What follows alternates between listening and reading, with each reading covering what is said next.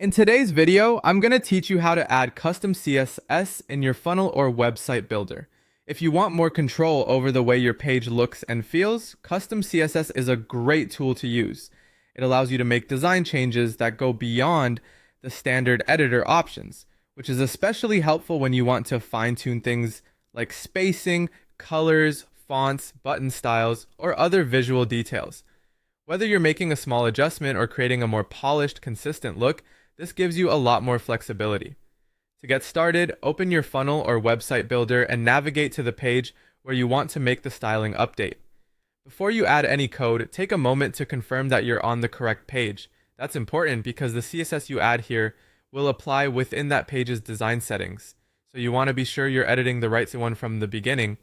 Once you're inside the builder, move over to the left-hand sidebar and look for the custom CSS icon. It appears as a pair of curly braces. Go ahead and click that icon to open the custom CSS editor. This is the space where you can add your styling code directly into the page.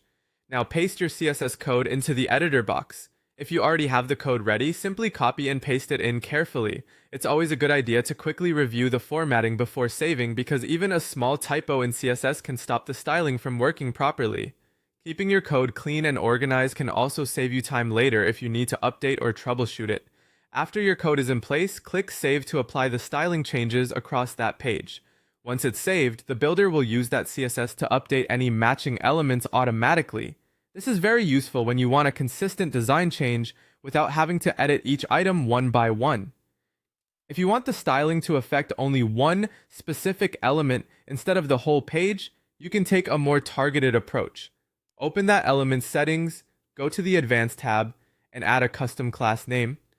That class name acts like a label for that specific element. Then return to the custom CSS area and reference that class in your CSS code so the styling applies only to that item.